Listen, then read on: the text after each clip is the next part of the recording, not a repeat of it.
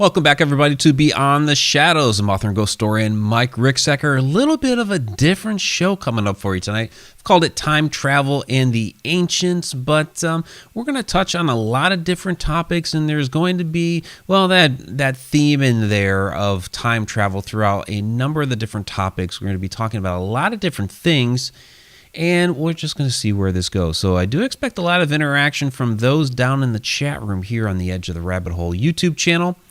And, of course, we've got to let you know this. This episode of Beyond the Shadows is brought to you by Haunted Road Roast. It helps you hunt ghosts. That is our coffee. You can find that out at hauntedroadmedia.com. Also, my personal website, mikericksecker.com. So where we're going to start this evening is a little bit different here. So I just announced this, what was it, over the weekend. I think it was Saturday, right? And this actually plays into a lot of what we're going to be talking about this evening. And that is the Unveiling the Shadows workshop. So this is something new that I have put together, or am putting together, for this month, October 24th. You can sign up for it on hauntedroadmedia.com. It also links there on my website, mikericksecker.com. And basically, this is a much, much deeper dive into the world of shadow people. And how I'm integrating that into this discussion this evening are some time travelers, or some shadow people time travelers. And that is a topic that we definitely dive into in Unveiling the Shadows, along with a lot of other topics as well. So that's a great question. So are some of the shadow people that we see time travelers? Now, shadow people have been reported for millennia, dating all the way back to the ancients. We did a show on that a few weeks back where we got into historic shadow people, and we got into ancient Egypt, ancient Sumeria, cultures from all over the world, not really connected for millennia again, and yet they all had very, very similar stories of these different type of phenomena that just happened to call it a little bit different. They had a little different legend behind it, but they were all reporting the same thing.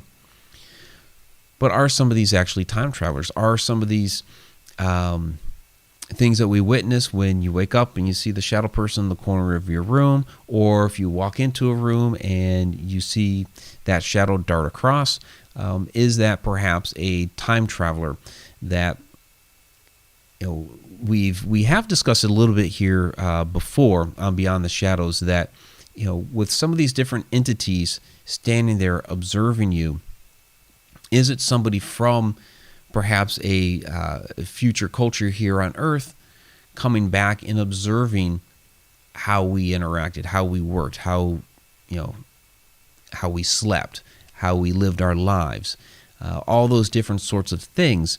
You know, those are the type of things that in our society today that we want to be able to go back and discover about our ancient civilizations. Well, at some point in time, we are going to be the ancient civilization.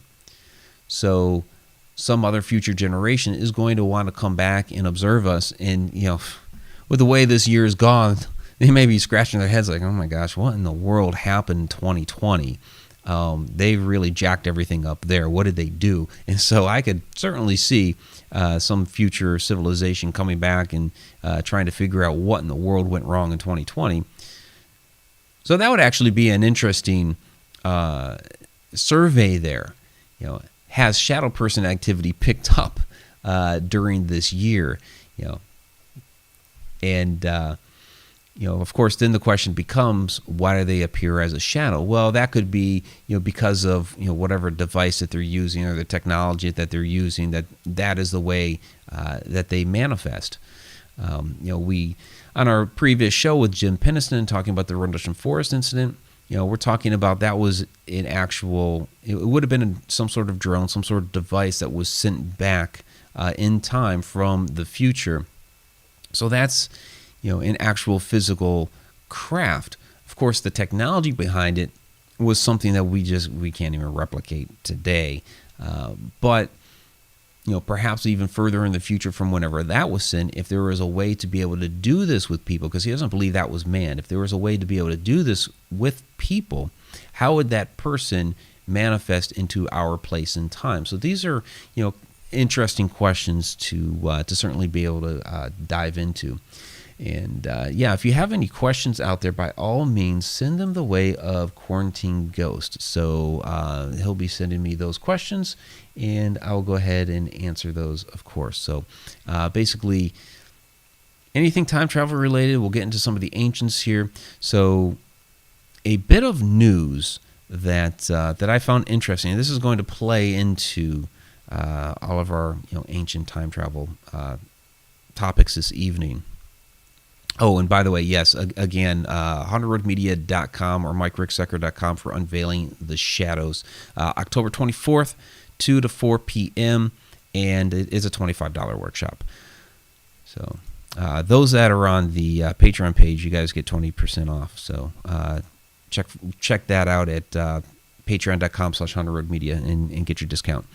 So this was some news here earlier today, and I do apologize to those on the podcast. You're not going to see the photos, but the ancient mummies that were unearthed here just recently. This has actually become quite controversial, which I find interesting, because this is something that we have been doing for a long, long time as we are researching these different ancient historic sites. So these were unearthed at the Saqqara necropolis. There were 59 coffins belonging to Egyptian priests and officials from the 26th dynasty. So basically, we're talking about from the pharaonic late period, about 664 to 525 BC. Now, these were in amazing condition, pristine condition, and these were discovered August. Of course, it's south of Cairo. And they were just put on display. They were buried in 3 shafts, 30 to 40 foot shafts. And they were found along with 28 statues of the ancient Egyptian god Seker. So this is what was very controversial, is when they opened these up. There's a lot of people that believe that they should not have done that this is actually... what do I want to say? That it is very, offensive, really. Again, we've been doing this for a long, long time. It's very, people are saying it's very disrespectful. We should let the dead lie. And I understand the controversy within that, because they were laid down to rest. And, of course, it was the belief that this was supposed to send them along into the afterlife. The problem here, of course, is if these guys don't do it, and these mummies, these sarcophagi, are going to be put into a museum. If they don't do that, somebody else will, and the somebody else usually is not a good person. So one of the problems that the archaeological community, historians, really us who want to be able to learn and research about these ancient cultures, one of the problems that we've had over the years are with grave robbers. And grave robbery has been going on just as long as people have been buried. That's always been going on. And one of the problems with Egypt, especially back in the early day of archaeology, was being able to find tombs that had not been robbed. So they'd go in there, you could see the tomb, but there was nothing in there because they had already been robbed. So to me, it's a bit of a safety measure to go ahead, get the sarcophagi out of there. Yeah, we kind of understand that that they were supposed to be there forever, but if they don't disturb them and put them in a safe place, somebody else will disturb them and not take care of them. So, so they are going to research. They are going to, open them and research and discover some things, and maybe we'll learn some other secrets from the past that we didn't yet know. and maybe get a few more insights into the ancient Egyptian culture, which a lot of people believe that go back further than what we currently know.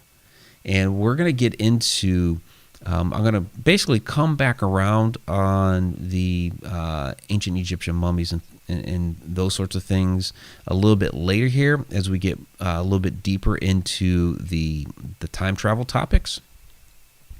As I'm not going to dive into all of that just yet. Okay. So we do have some questions coming in. Betty Lange, grand old folks. Mike, do you feel that authors of the past were asking the same questions about time travel? They very well could have been, and I am going to get into that. I believe they may have even been able to harness time travel, or at least be able to. I believe they've observed it. But there is a possibility that they're actually able to harness it as well, and we'll get into that here in a little bit. From Alina the Fam, Mike, do you believe in Egyptian curses? Well, yeah, there was always the the curse of King Tut because of all the people that had died, that had come into contact. Now there's some other beliefs or possibilities as to why these different people had passed and had died, and there are some natural causes and biological explanations for all those. But there's still that kind of bit of uncertainty of, but it was so many. And some of them were really strange and odd. Even though a lot of it you could try to explain away, it does make you wonder. And so I guess after unearthing these, we'll see what happens. But there are many others that have been unearthed over years and years and years. And you don't have a lot of those stories like you did with King Tut. It seems like that's like the focus was on the stories with that particular one. But there are so many other mummies that have been unearthed over the years without the curses coinciding with them as well. So I guess we'll see with them.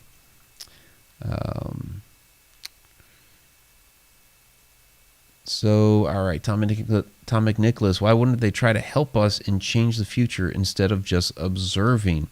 Well, it's kind of interesting, Tom. Okay, like with Jim's the Rendlesham Force incident. If you get, and I'll shout out his book here again, the Rendlesham Enigma. Diving deep in this book and getting into his hypnosis sessions, were just to try to help him with sleeping. He was, for years, he was waking up with severe nightmares, couldn't get back to sleep. He had reached such a point of sleep deprivation that it was physically hurting him. And basically this was it was kind of like a last ditch effort by the doctors. There were different medications they were trying to prescribe him and all sorts of things that they were doing. And so it was really kind of a last ditch effort to let's go through the hypnosis. Let's see if there's some underlying trauma there from, earlier in your life that maybe we can, get out and, try to help you, cope with, if it's there. And so, it's just a handful of sessions. And what was interesting was that what was coming back from the future was they were trying to get different chromosomes and human DNA to help with progressing the future. Apparently, there's something wrong with a future race of humans, and so they're coming back to try to get some medical help subtly. But they don't want to change a number of things here in the past. And there could be all kinds of reasons for that. Maybe paradoxes created. We don't know for certain why, because we haven't been able to sit down with one and ask, okay, why don't you want to change anything? But they don't, apparently. So, if we were to go back into the past, would we necessarily want to make ourselves known to those people in the past. It might freak them out. Of course, there might be the whole God worship thing. So if you're a narcissist, but I think one of the more interesting things for us is just to observe and learn how people really did things in the far past. We have ideas about what they did and how they did things. We look at different tools of, oh yeah, they must have done it this way. They must have used it that way. But would you necessarily need to interact with the Egyptians to observe and discover how they built the pyramids? Or the question that's out there now about the Sphinx and how old it really is. Do you really need to interact with the Egyptians, or can you just sit there and watch the Sphinx get carved? So, Robert Hanna, hey Mike, do you think the Anunnaki were possibly time travelers? It's possible, sure. So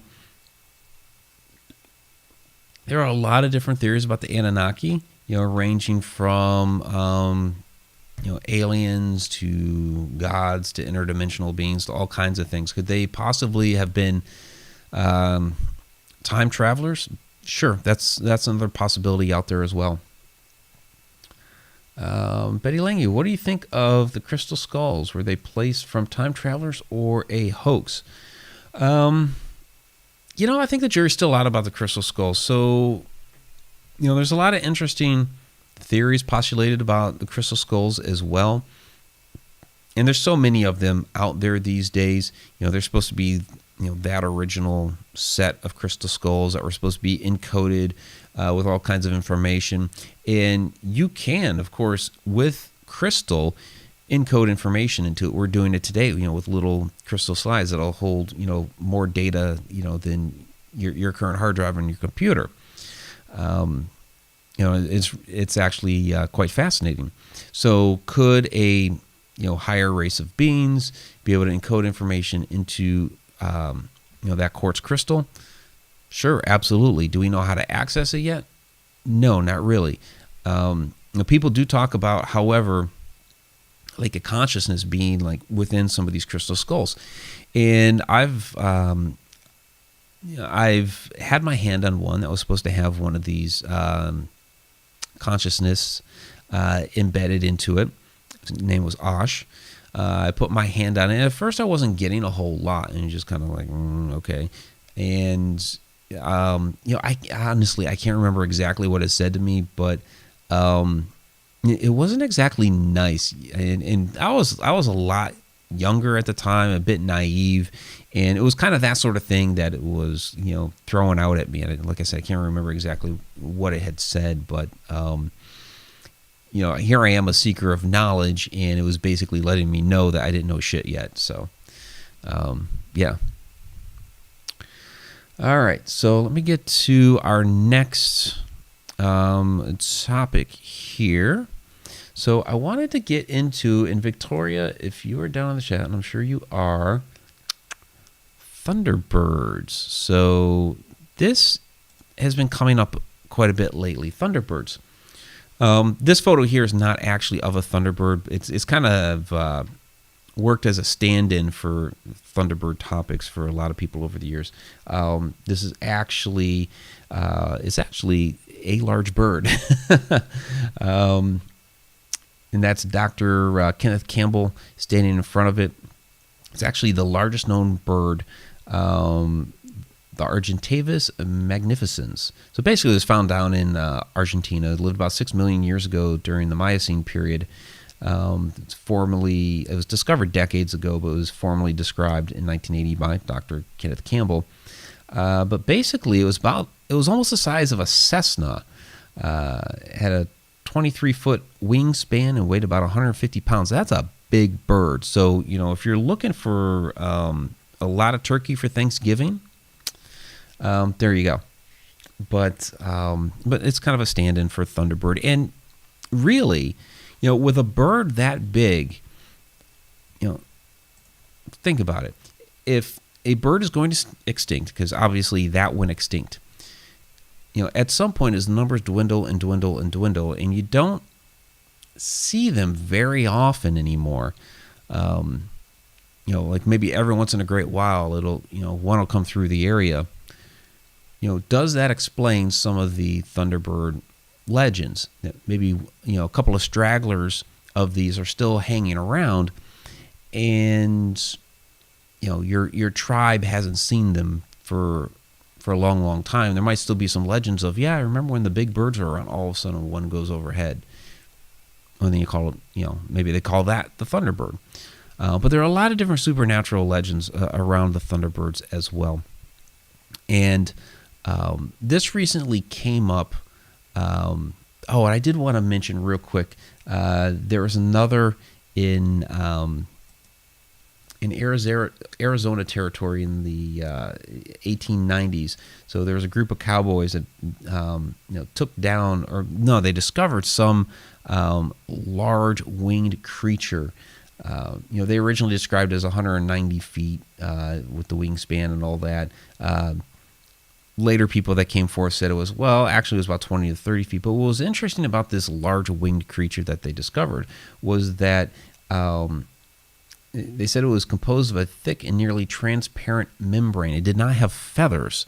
So it almost makes you wonder if they had discovered some sort of pterodactyl. Of course, this would be millions and millions of years after pterodactyls would have gone extinct.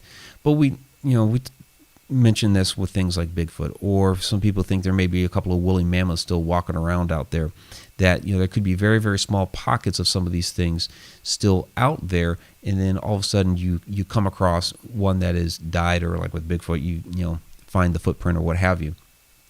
So that kind of makes you wonder, maybe the pterodactyl was seen as a Thunderbird at one point in time. But I've had a different idea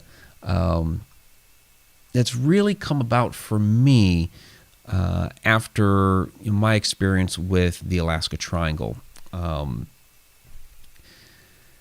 the Alaska Triangle basically goes into the old Native Alaskan legends about the Thunderbird, and Thunderbird legends are really all over. But what really struck me, getting into my work with portals and vortices and what have you, when we got into the story about the missing Douglas airplane, that one that took off out of Elmendorf, and in 1950 it just went completely missing. A lot of people speculate it flying into a portal. I do have that photo in here somewhere. Where is that? There we go. It flies into a portal, never to be seen again. There's some radio chatter that comes across that's indiscernible, but is believed to be from the crew of that aircraft. And I've talked before on here about my take on this, because I've had I've had incidents in my life, not with airplanes, but with other things that seem to be interdimensional, that seem to be some sort of entity from another plane of existence that I had interacted with. And while visually things were different between those planes of existence, the sound emanated across one to the other. So that really struck a chord with me when it came to this airplane. So if it goes through a portal and disappears, where does it go? We talk about, another dimension, but what is another dimension?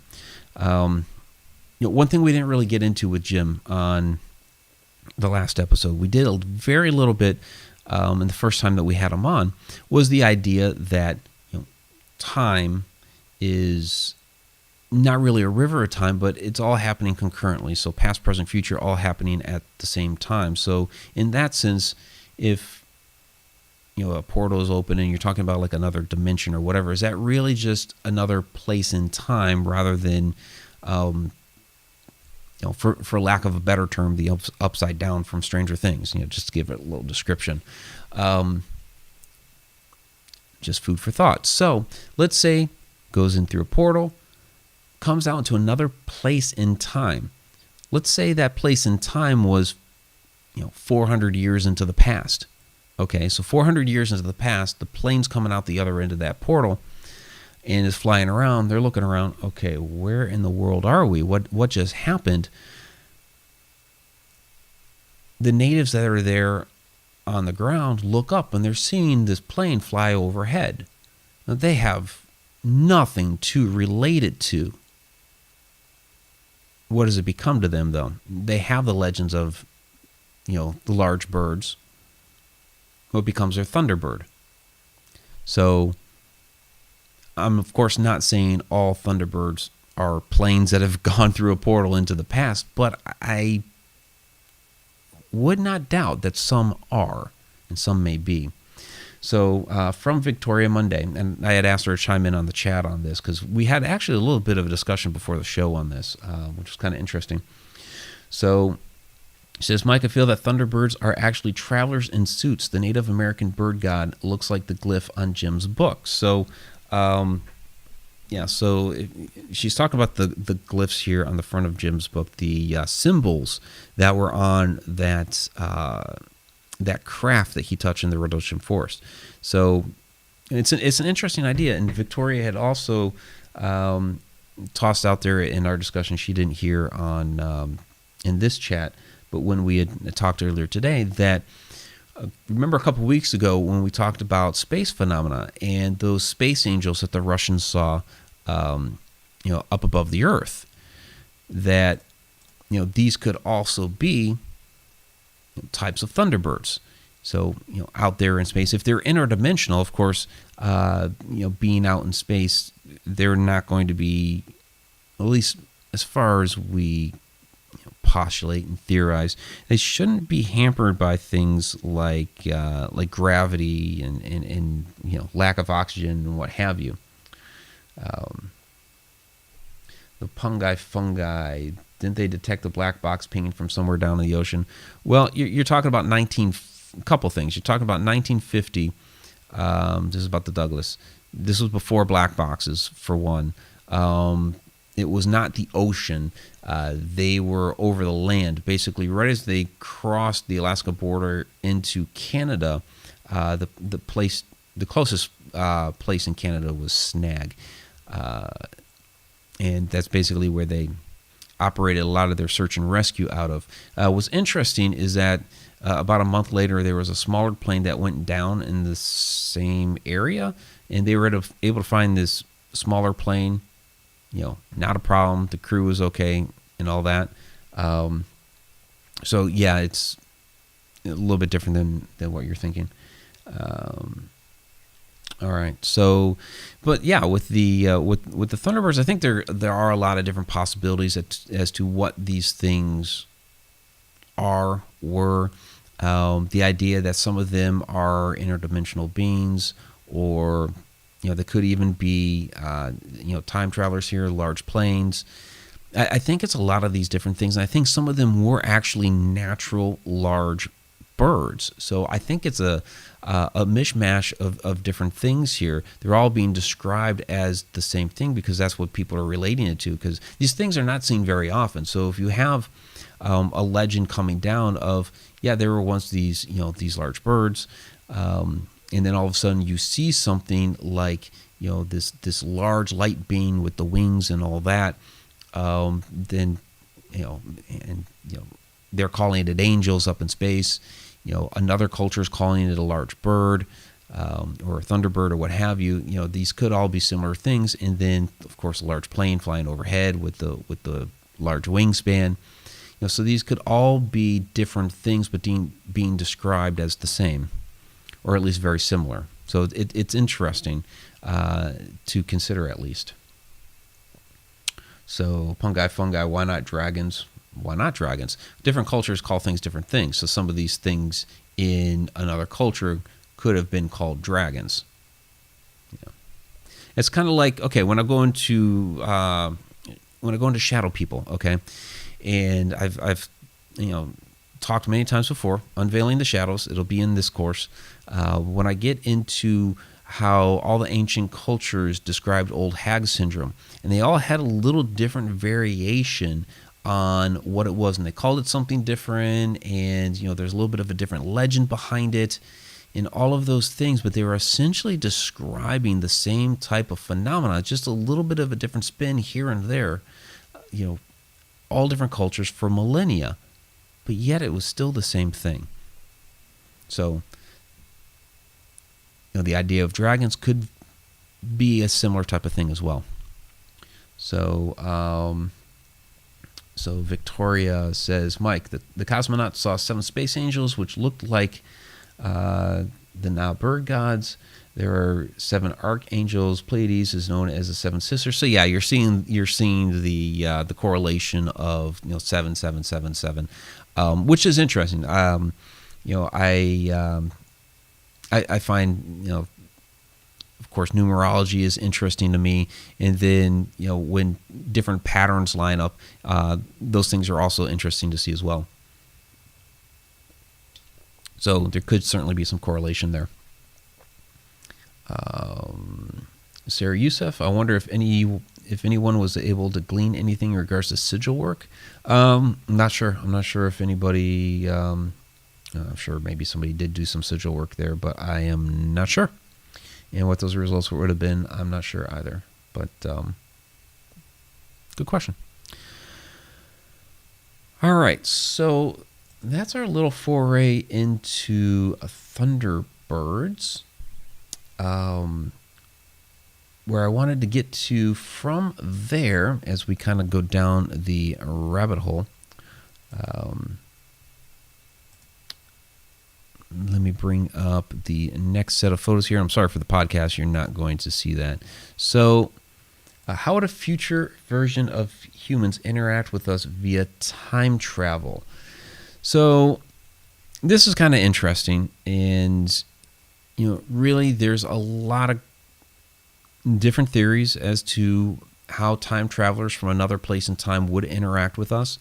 What we heard from Jim earlier today is that what he interacted with was a piece of technology that seemed to be from the future, and it basically imprinted information into his mind.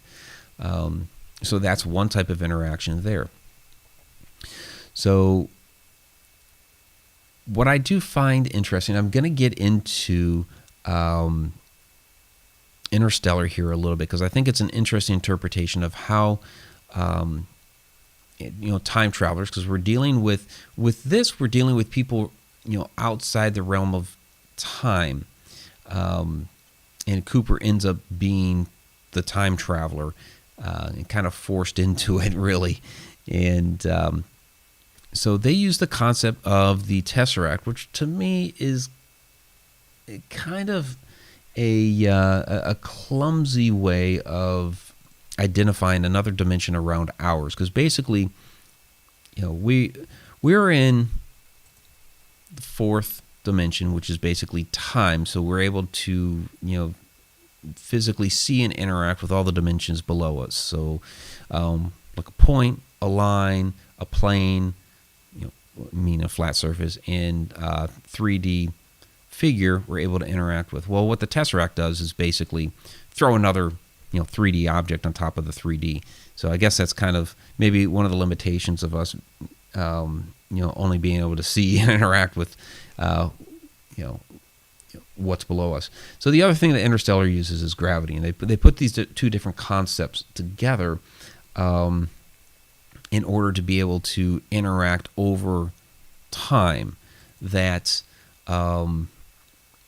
basically they remove him from the river of time, put him in their 5th dimension, so that they can pick out a point in time to be able to interact. And he basically becomes his daughter's ghost as he manipulates different points in time to send information.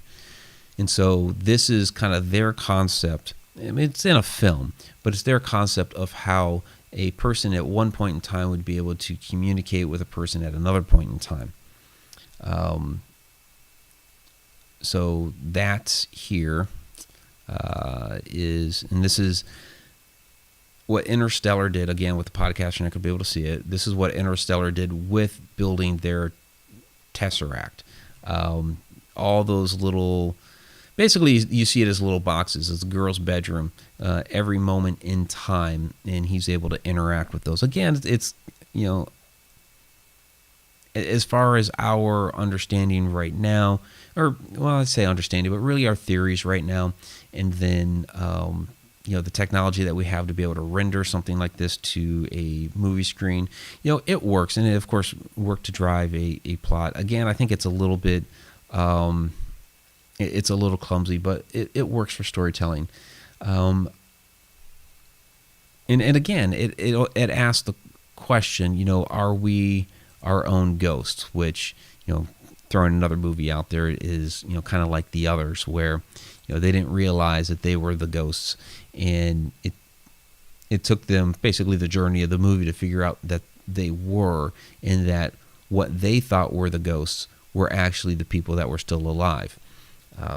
So, is that what we're seeing with some of the, paranormal and supernatural activity that we're seeing? Are, some of these ghosts actually people from another place in time that we're actually interacting with? I've postulated this here a number of different times in some of the different stories that have been relayed to me over the years, where Andrea Perrin and her mother seeing basically the apparitions of a family, there at dinner, and they turn and look at them. Yeah, would you look at that? Like, they are the ghosts. So if Andrea and her mother are looking at them, seeing them in like dated clothing, they're having a glimpse of the past.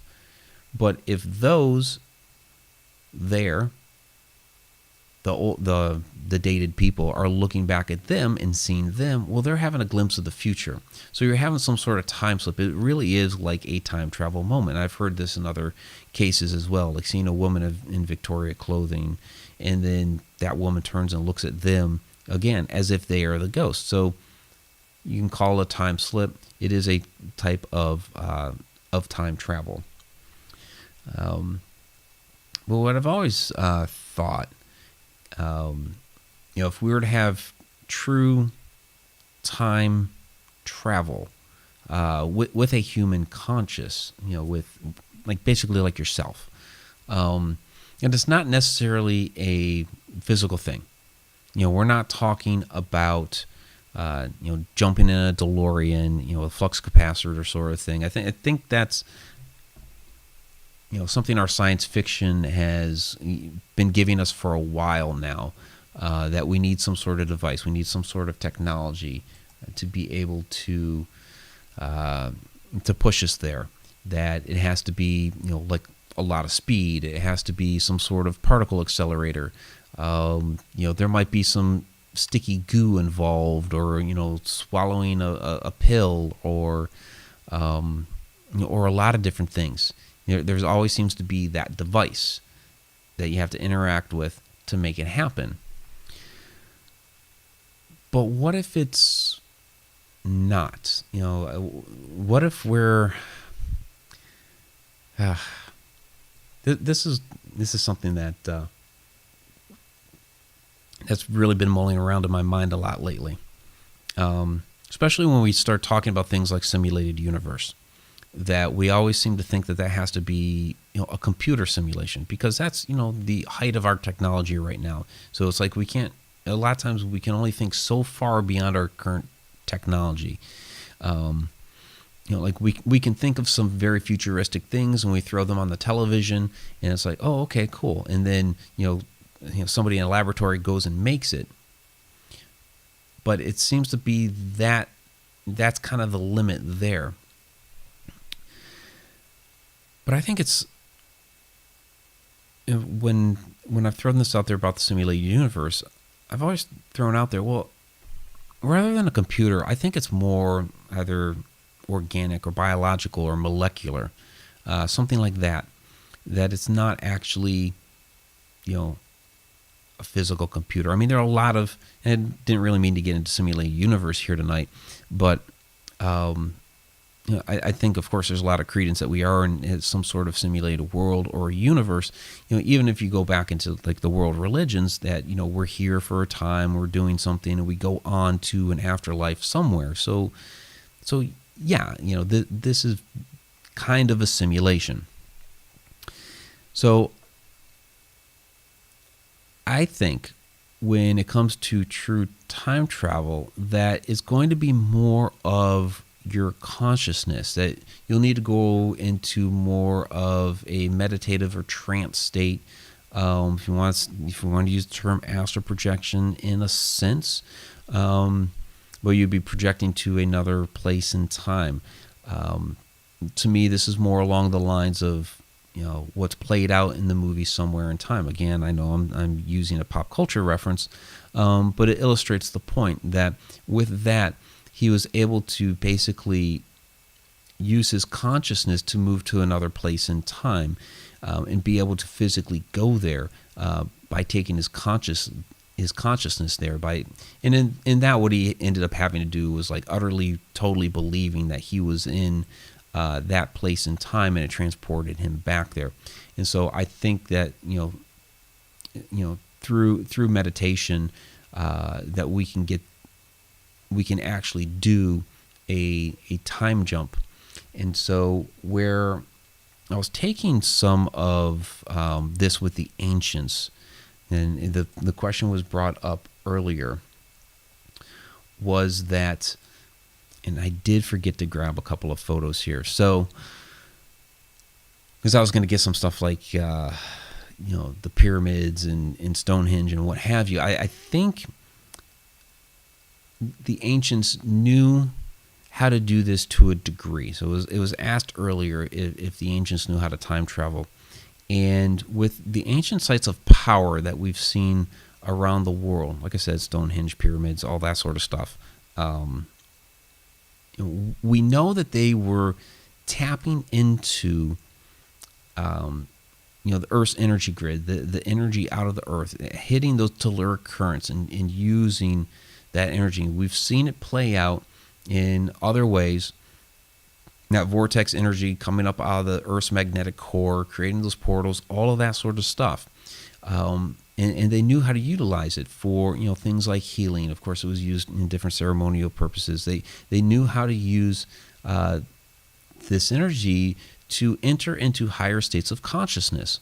Well, what if one of those higher states of consciousness was being able to transport into another place in time? What if some of these different visions that they were having and things that they were coming back and reporting, were actually visions of the future? So going back to what we had here with with the mummies, right? What if, because the afterlife was so revered in Egyptian culture, it was like their entire life was focused on getting into the afterlife and moving on. It was like, your entire life was basically preparation for death. But why? Why was this so important to, do all this preparation for the very last moment, of your life? What did they think that the afterlife was? And we hear about, as above, so below. So, okay, they believe it's another version of, here of Earth, right? Okay, so, but what did that look like to them? Well, a lot of the, ancient priests and shamans and all that, they were using these, different techniques to enter into these higher levels of consciousness. And of course, again, using these ancient sites of powers to do so. Well, what if during some of these times that they did this, they actually transported themselves in time to another place and observed that and believed that to be the afterlife, that maybe they weren't necessarily seeing, another dimension or another, world beyond the veil or whatever. Maybe they were actually seeing another place in time that, hey, I'm still in Egypt, but this looks different. What they're actually observing is, 1988 or something. I don't know. Just throw out a random year. We've heard stories from our friend Freddie Silva being inside the Great Pyramid And they actually got a moment in there. He and the small group that he was a part of, they actually got a moment in there to be alone when the lights went out. And it was a very fascinating story. It's on, that was our first interview with Freddie Silva. So that's back on the Haunted Road Media YouTube channel. And he talks about these light beams that came out of, it basically came out of the stone, and they were interacting and observing each other. And basically, Freddie and his team are doing some, some work there. One of the things that they do is they try to clean up, some of the bad energy that's been placed there. So, they're doing some different light work there, for lack of a better term. And these light beams come out. Well, what if during that interaction, as Freddie and his team are entering a higher level of conscious, that they were able to have one of those time slips and see entities from another place in time, and those entities saw him. Of course, it could also be from another, from another dimension elsewhere. I don't know. I'm just throwing out some possible ideas that these things could be happening at these ancient sites of power, that, these time slips, yes, I think it was Betty Lange who asked the question earlier, that yes, there very well could be times that the ancients were doing these different things to enter these states of consciousness to actually access future, be able to access the future. So I hope that answered your question from quite a while ago. All right, so I think I had a couple other brief things here. We've got about 15 minutes left in the show, guys, so go ahead and throw some more questions down. I know you guys had some great ones earlier on. The other thing that I wanted to throw out there, kind of related, but again, a little different. Robert Hanna says, I'm making you guys think, and that's really a lot of what it is. I don't claim to have, all the answers here. I'm just throwing out different ideas, see if they stick. I think some of them have some merit. Like the thing with the Thunderbirds, Victoria and I going back a little bit, a little back and forth there. I think that they are, they're all interesting ideas, and they all certainly have some merit.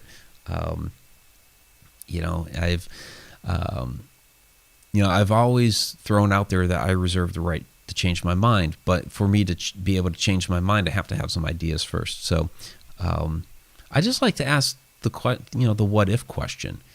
So what if these ancient priests and shamans were doing this sort of thing back then, and boom, entered this state of consciousness that took them to another place in time, because we've seen it. We've seen it now. When we look back and we see, there's a woman in a Victorian dress. So some of these ghosts could be that. Some of these visions people have, being transported to different places. It's extremely interesting. Sarah Youssef, if you have the ability to time travel, would you test yourself? Absolutely. Absolutely. I would certainly do it. So I certainly have not gotten there yet, because I'd be saying, hey, I've done it. I've had challenges trying to astral project. Since I've known what astral projection is. See, this is the weird thing. Since I've actually known what astral projection is, I've had a hard time trying to do it. And I think it's kind of like a mental block, because it's like, this is what I'm trying to do. But when I was a teenager, there's a couple of weird things that happened here. So when I was a teenager, I was just putting myself into a meditative state last night. I was actually trying to do some stuff with dreams, is what I was trying to do back then. I had no idea what I was doing. And I got to the point where I was actually feeling these waves up and down, up and down, up and down as I was going into this meditative state. And I started to feel like this bit of electric feel. And I scared myself. I'm like, oh my God, what am I doing? And talking to people years later, they were like, yeah, you were just on the verge of having an out-of-body experience. You were just about to go OBE in astral projection. Like, oh, wow, okay. I haven't been able to do it since. The other one where I entered into a trance state and was able to manipulate my environment was, I know this isn't really time travel, but it is related because I'm talking about using your consciousness to time travel. and that the ancients may have done it. The other one was I grew up Catholic, and I was going through my different, things that I had to do for confirmation when I was in high school. And I can't remember what this mass was that we were going to. I was there with my confirmation sponsor, and the priest is doing the mass or whatever. And my sponsor's next to me, and I think we were kneeling at the time, and I'm looking at this candle that's or a couple pews back. There's actually nobody in front of me because it was kind of a sparse number of people. And over by the baptismal, there's this candle, and I'm looking at the flame, and I'm getting entranced by the flame. And as I'm looking at it, in my mind, I'm saying higher, higher, higher. And the flame is going higher and higher and higher and higher until I finally dawned on me, oh my God, what am I doing? Because I was making the flame go high. And right when I did that, oh my God, what am I doing? Boom, flame came right back down. So it was actually, I think you guys, probably some of you are like, yeah, right. But seriously, I was in that moment with this meditative state I was putting myself into, was making that flame go up with the power of my mind. So it is possible. All right. So Sharon Lane, is Mothman a dimensional time traveler? One of these days, I'm going to do a full thing on Mothman because there's a lot of interesting things when it comes to Mothman, and whether he's interdimensional. Some people think he's an alien. Some people think it's something to do with the government because the government agents have been all over the thing. And there's so many reports. So I do think that it is some sort of legitimate phenomenon. I'm not going to say that Mothman made the Silver Bridge crash, but I think there's certainly something to the Mothman sightings, absolutely. But that's going to be like a whole nother thing one of these days. All right, so the other thing I wanted to get into here real quick that does in a way kind of play into a lot of things that we're talking about, because I talk about how all things are connected. So this thing with Venus here and this possible sign of life on Venus. If we could time travel and we go, let's go, several million years into the future, would we actually see Venus as another Earth? And so for those of you that don't know, there were some different readings that came out of Venus that there is, some bacteria.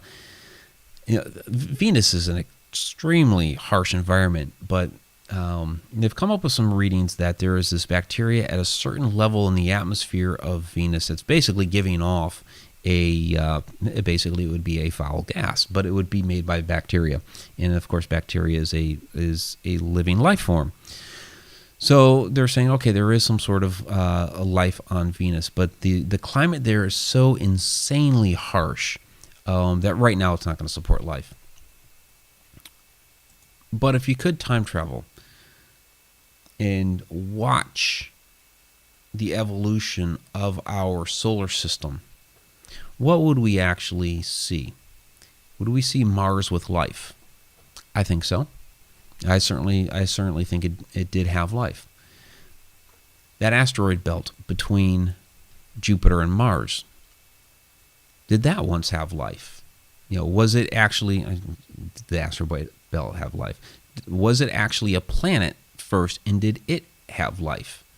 If you think about the formation of the solar system and how everything was so hot at one point, and then it cooled off and cooled off and cooled off. Right now the Earth is in the Goldilocks zone. So would those other planets at some point have been in that Goldilocks zone to better be able to support life? Like whatever that planet may have been between Mars and Jupiter, to Mars, to now here, to maybe Venus in the future. Of course, eventually, the sun will expand and annihilate everything in the solar system. So I've been saying for a while now, we do need to eventually figure out a way to get off planet, if not due to the population issue that we're going to have here at some point down the road. But at some point, of course, the sun will destroy us. But it does make you wonder about what has been passed down through the ages, through our different cultures, through our ancients. Is there some sort of message that's been lost, that's embedded somewhere, that not only came here from Earth or came from another dimension, which I do believe they all have, but also from the other planets in our solar system? And of course, many of you will also say from the rest of the universe as well. We have been able to draw connections to different star systems, light years away from here. I'm just trying to stay a little local for now. So, I think it's absolutely fascinating about how all of these different things are connected. And if we are able to use our consciousness to time travel, what could we actually possibly go see, and what could we learn from that? If these planets did exist with life before, and we could go back and see that, what could we learn? Because obviously something happened there. If they did have life, something happened there where they no longer had. So could we go back and observe that? Going back to the observing shadow people, could we be a time traveler, go back to Mars millions of years ago as a shadow person and see exactly what was going on there, and maybe be able to learn why that failed, to be able to help ourselves now so that we don't make the same mistakes. So I think that's also, I remember Tom McNicholas asking earlier, why just observe? And maybe that's it. Maybe you don't want to, really interact with what's going on there and change things. Maybe there's just something about watching that you're learning to help yourself later on. Because to me, that's a big crux of what history is about, is not making the same mistakes, learning from our past so that we don't do the same thing again and again and again. We as humans we have the propensity to make the same mistakes over and over and over and over again.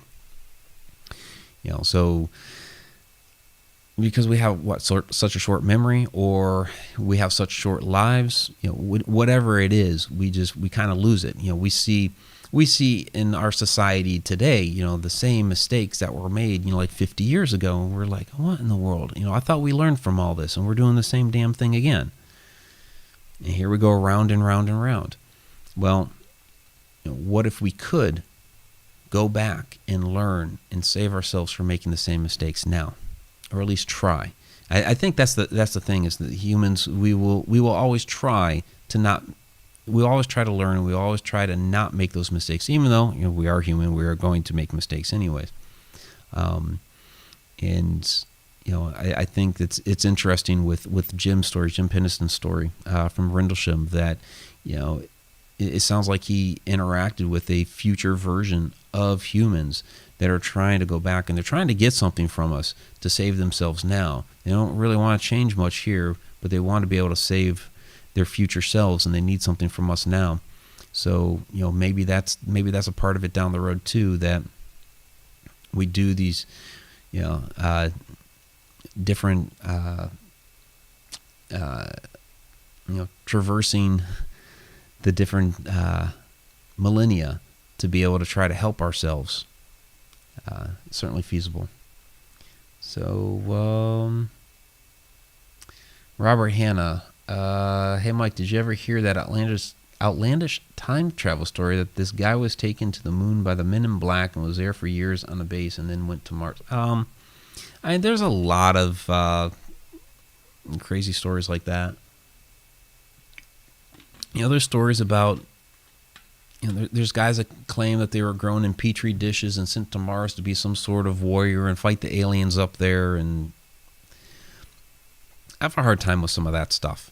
I'm not saying it's impossible. Obviously we're talking about a lot of these things, so we must believe that a lot of things are possible. I just have a really hard time with that because I need a little bit more for proof on that, I guess. When it comes to some of these other things that we've been talking about, we've been talking, time travel, but in a lot of ways we've been talking about human consciousness and the way that we interact with our environment, and different things that we've seen, like shadow people and ghosts. We've talked about we've talked about ancient sites of power, and we know that those ancient sites of power and the energy have been used for different things by ancient cultures throughout the millennia, that these ancient cultures have had certain beliefs about the afterlife and where they come from, and so those have a bit of tangibility to it. When it comes to some other stories, it's like, well, yeah, I don't even have that little inkling there of anything to go with it yet, other than, okay, you want to say Men in Black? Well, yeah, there are government guys that are dressed in black and wearing hats, and we did a whole thing on Men in Black before, and I think there is some plausibility to the Men in Black, whether they are government agents, which I think most of them are, or are they from another dimension or some sort of time traveler or whatever. I think a few of them are, but I think most of them are government agents. And yeah, they do want to hide things and keep things from the rest of us.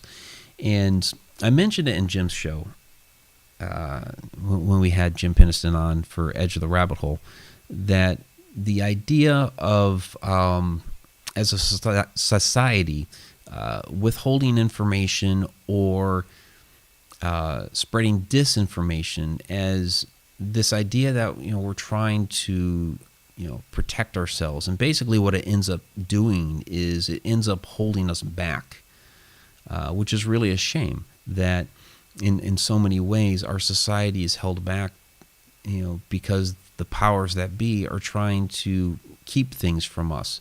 And so it's supposed to be some sort of protective measure, but really what they do is they slow down our progress, and we end up stuck and spinning our wheels, which is a real shame. And so hopefully we can take what we're learning here now and be able to progress our consciousness. I think that's a lot of what we're doing now, is we're trying to come back to our roots, as humans. We're doing a lot these days, learning more and more about how the human consciousness works, and how we can tap into different levels in different areas of the mind, and different areas of the universe. And I think that's going to be very, very important moving forward. So we are basically at the end of the show here, guys. So let's go ahead and wrap it up, because it's after midnight in the East, the podcast version. Well, I don't know what time it is for you guys at this point, but we've been going a little while now. So let's go ahead and get to those shout-outs. I do want to thank Quarantine Ghost for hunting the chat, feeding me all the questions. You guys had a lot of good ones tonight, and I absolutely appreciate that. Let's go ahead and get to those Patreon patrons. Deep Down the Rabbit Hole patrons for tonight: Tom McNicholas, B3 Aerospace, Andrew Cox, Dustin Samario, David Yeisley, and Joe Chandler. Thank you all very, very much for being Deep Down the Rabbit Hole Patreon patrons.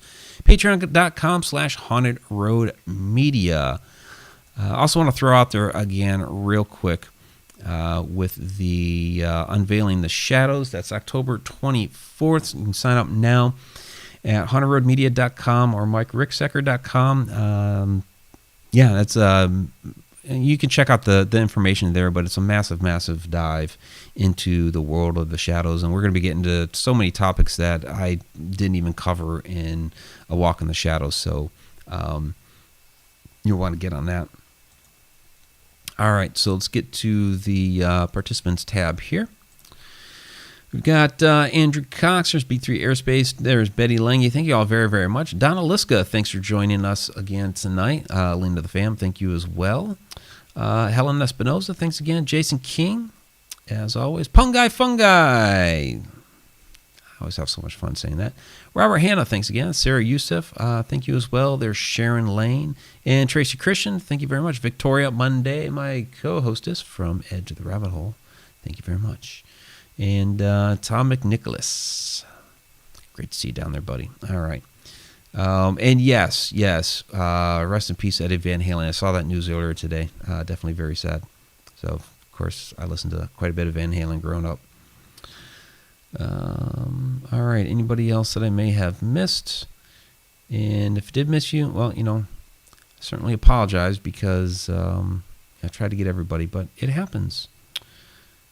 And all right, I think that's probably going to be it, everybody. Again, really do appreciate all of you joining. Really appreciate all the questions. Hey, also let me know. And there's Adam Tillery lurking. He's got the little clock emoji going on. Also let me know. Been thinking about changing the night for Beyond the Shadows. A couple different reasons. For one, this does go pretty late, and not everybody is able to join live like they do for the earlier show. Also, if you haven't been able to tell, by the time we get to the end of the second hour here, my voice is about shot, and it's a combination of I've been talking for 2 hours straight, and given the time, the voice starts to warble a little bit, especially with this particular show because I'm just monologuing the whole time. And Edge of the Rabbit Hole. We've got a guest. Victoria's talking and asking questions as well, so it's not as much of a strain, but this is like an hour straight monologue. So let me know if you guys want to do a different night, what you might want that to be. I'm thinking like Wednesday or Thursday might be a better night.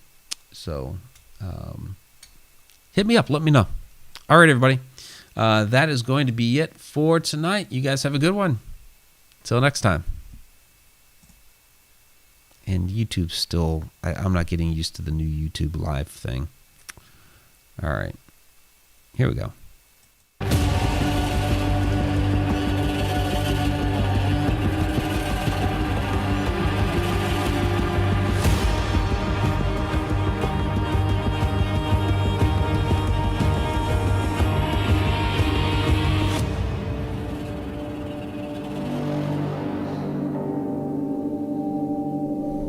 I'm seeing your comments about the days, so thank you.